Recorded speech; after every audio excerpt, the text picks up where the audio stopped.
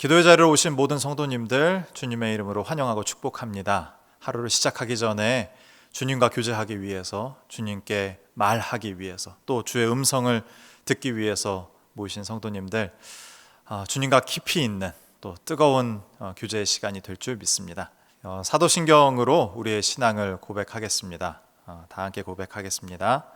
전능하사 천지를 만드신 하나님 아버지를 내가 믿사오며 그의 아들 우리 주 예수 그리스도를 믿사오니 이는 성령으로 잉태하사 동정녀 마리아에게 나시고 본디오 빌라도에게 고난을 받으사 십자가에 못 박혀 죽으시고 장사한 지 사흘 만에 죽은 자 가운데서 다시 살아나시며 하늘에 오르사 전능하신 하나님 우편에 앉아 계시다가 저희로서 산 자와 죽은 자를 심판하러 오시리라.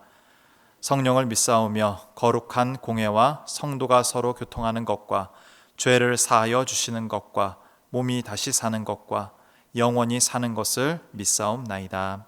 아멘. 찬송가 528장입니다. 예수가 우리를 부르는 소리, 함께 찬양하겠습니다. 예수가 우리를 부르는 소리, 금성 부드러워 문 앞에 나와서 사면을 보며 우리를 기다리네. 오라 오라 방황치 말고 오라. 죄 있는 자들아 이리로라. 주 예수 앞에 오라. 간절히 오라고 부르실 때에 우리는 지체하랴. 주님의 은혜를 왜 안 받고 못 들은 채 하려나. 오라 오라 방황치 말고 오라. 죄 있는 자들아 이리로 오라. 주 예수 앞에 오라. 우리를 위하여 예비해 두신 영원한 집이 있어. 죄 많은 세상을 떠나게 될 때 영접해 주시겠네. 오라 오라 오라 오라 방황치 말고 오라. 죄 있는 자들아 이리로 오라. 주 예수 앞에 오라. 아멘. 오늘 함께 볼 하나님 말씀은 이사야 6장 1절부터 13절입니다. 이사야 6장 1절부터 13절 제가 대독하겠습니다. 우시야 왕이 죽던 해에 내가 본즉 주께서 높이 들린 보좌에 앉으셨는데 그의 옷자락은 성전에 가득하였고 스랍들이 모시고 섰는데 각기 6날개가 있어 그 둘로는 자기의 얼굴을 가리었고 그 둘로는 자기의 발을 가리었고 그 둘로는 날며 서로 불러 이르되 거룩하다 거룩하다 거룩하다 만군의 여호와여 그의 영광이 온 땅에 충만하도다 하더라. 이같이 화답하는 자의 소리로 말미암아 문지방의 터가 요동하며 성전의 연기가 충만한지라. 그때 내가 말하되 화로다 나여 망하게 되었도다. 나는 입술이 부정한 사람이요 나는 입술이 부정한 백성 중에 거주하면서 만군의 여호와이신 왕을 배웠음이로다 하였더라. 그때 그 스랍 중에 하나가 부젓가락으로 제단에서 집은 바 핀 숯을 손에 가지고 내게로 날아와서 그것을 내 입술에 대며 이르되 보라 이것이 내 입에 닿았으니 내 악이 제하여졌고 내 죄가 사하여졌느니라 하더라.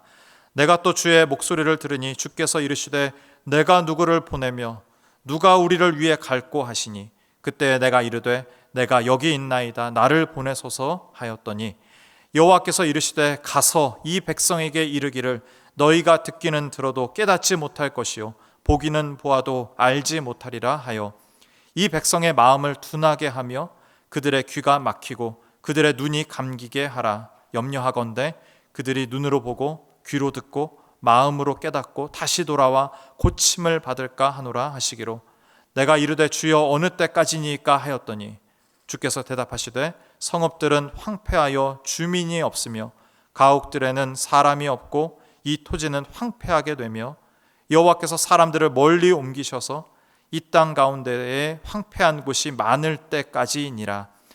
그 중에 10분의 1이 아직 남아 있을지라도 이것도 황폐하게 될 것이나 밤나무와 상수리 나무가 배임을 당하여도 그 그루터기는 남아 있는 것 같이 거룩한 씨가 이 땅에 그루터기이니라 하시더라. 아멘. 카일 아이들먼의 나의 끝 예수의 시작이라는 책이 있습니다. 이 책을 처음 접했을 때 이 참 절망적인 제목이다 라는 생각이 들었습니다. 절망적이면서 또한 희망적인 표현이죠. 내가 할 수 있다는 가능성, 그 가능성이 0.0001%만 있어도 그것을 붙들고 놓지 않으려고 하는 것이 우리입니다. 희망이 전혀 없을 때, 내가 할 수 있는 것이라고는 전혀 없을 때 그제서야 눈을 들어 도움을 청하게 됩니다. 나의 끝, 예수의 시작, 참 가혹한 표현이자 동시에 참된 소망을 갖게 하는 표현입니다. 오늘 본문의 상황도 마찬가지입니다. 오늘의 본문은 이렇게 시작합니다. 우시야 왕이 죽던 해에. 우시야가 누구입니까? 우시야는 역대기서에서 상당히 좋은 평가를 받은 왕입니다. 땅을 넓히고 국토를 개간하고요, 망대를 세워 국가 방위에 힘썼습니다. 가축을 길러 풍요로운 나라를 만든 왕입니다. 탁월한 군사 지도자 역할도 수행했습니다.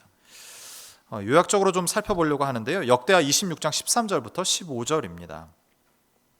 제가 읽겠습니다. 그의 휘하의 군대가 30만 7,500명이라 건장하고 싸움에 능하여 왕을 도와 적을 치는 자이며, 우시야가 그의 온 군대를 위하여 방패와 창과 투구와 갑옷과 활과 물맷돌을 준비하고 중략하고요, 그의 이름이 멀리 퍼짐은 기이한 도우심을 얻어 강성하여 짐이었더라.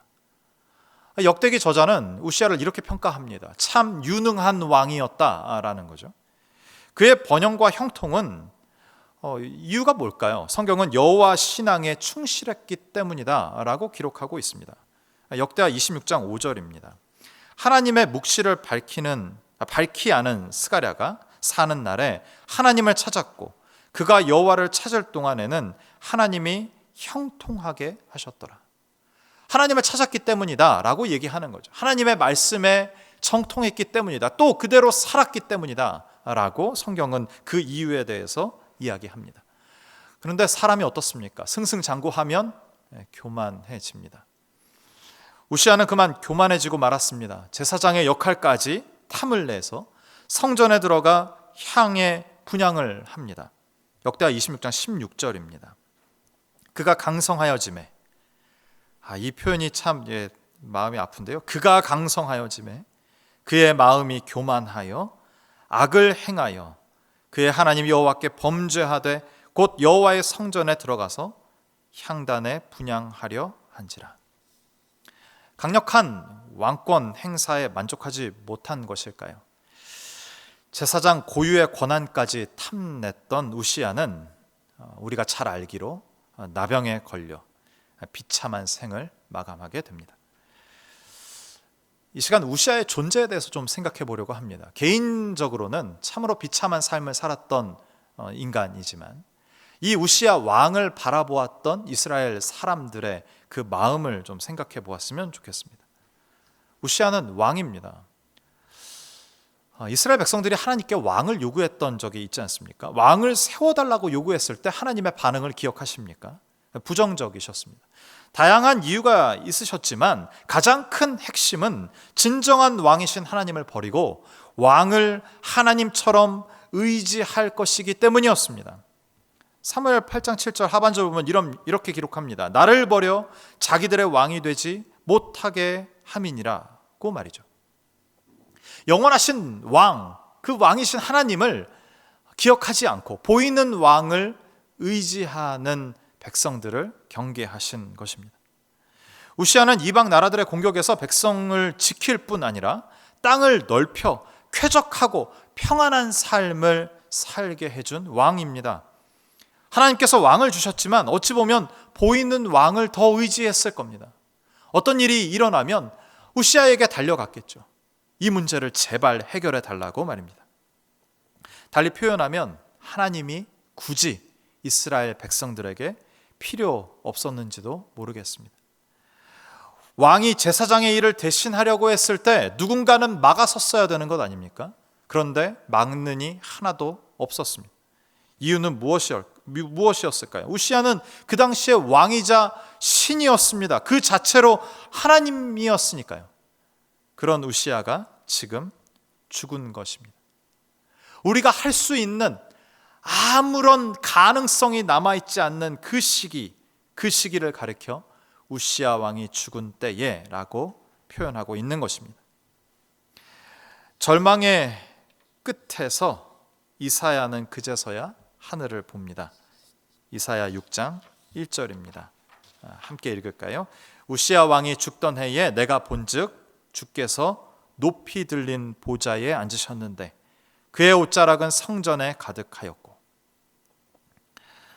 눈을 들어 하늘을 봤더니 아무런 가능성이 남아있지 않는 그 시기에 여전히 함께 하시는 하나님을 보게 된 것입니다. 나 자신의 가능성을 의지하여 살 때는 절대 느낄 수 없었던 하나님의 임재를 온몸으로 느끼게 되었다라고 이사야는 기록하고 있습니다. 내가 할 수 있다는 자신감의 허상을 버려야 합니다.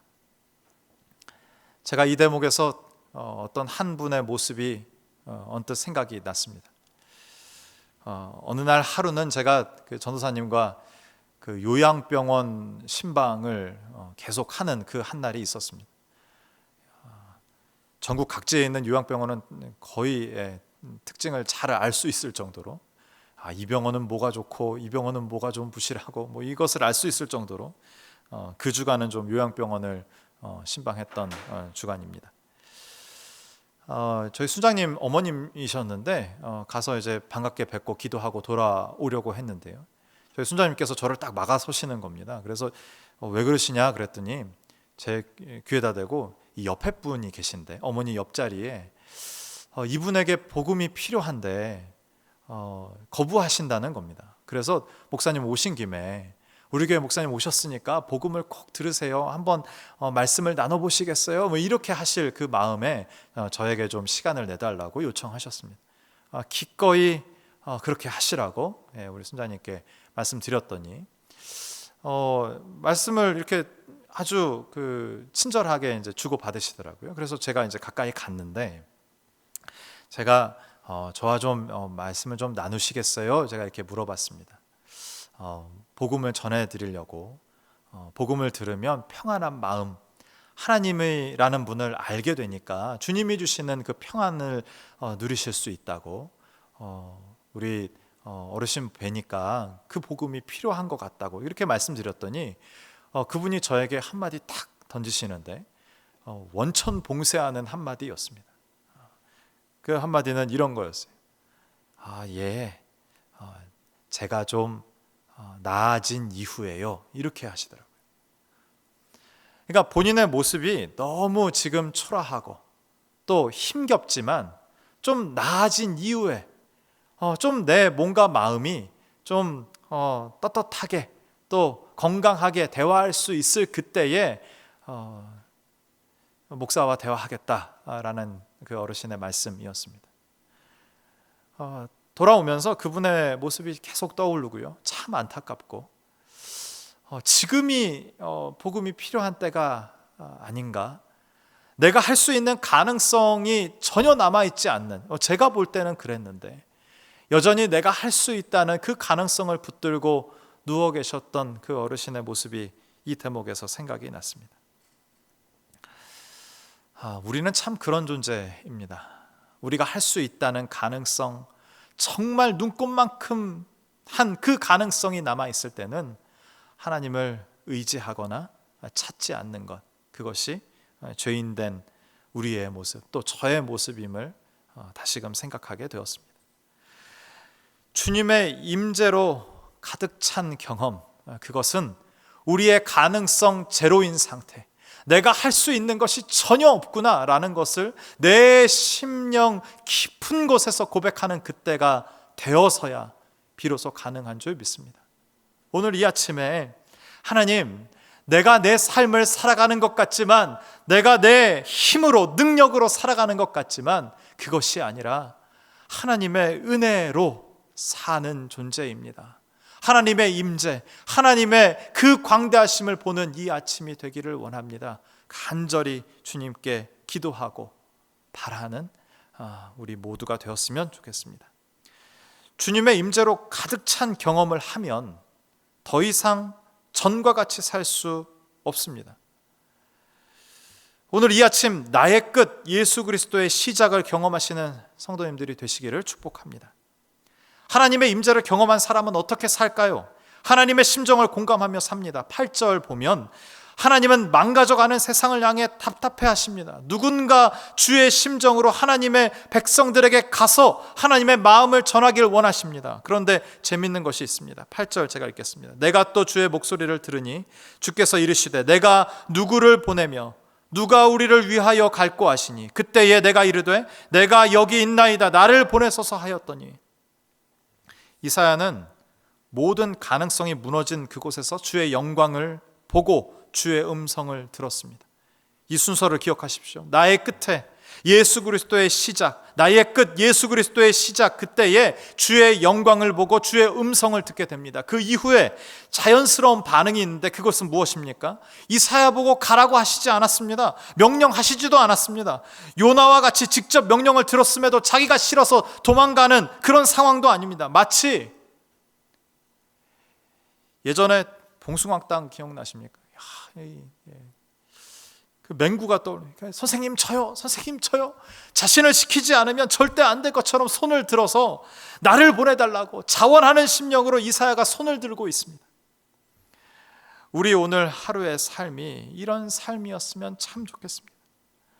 나의 한계를 절감하고 나의 능력과 힘과는 비교도 안 되는 하나님의 영광을 보고 그분의 말씀을 들어 주체할 수 없는 마음으로 하나님 내가 하겠습니다. 주님, 내가 주님의 마음을 대신하여 살겠습니다. 힘있게 반응하는 이 아침이 되기를, 오늘 복된 한날이 되기를 주님의 이름으로 축원드립니다. 기도하겠습니다. 살아계신 하나님, 우리의 가능성의 끝에서 우리는 절망을 경험하는 것이 아니라 하나님의 임재를 경험할 줄 믿습니다. 하나님의 임재를 경험할 때, 주의 영광을 목도할 때 하나님의 마음을 덧입는 우리 모두 되게 하여 주옵소서. 삶의 열정은 다른 곳에서 나오는 것이 아니라 하나님의 마음을 알고 하나님의 그 심정으로 세상을 살 때에 생기는 것인 줄 믿습니다.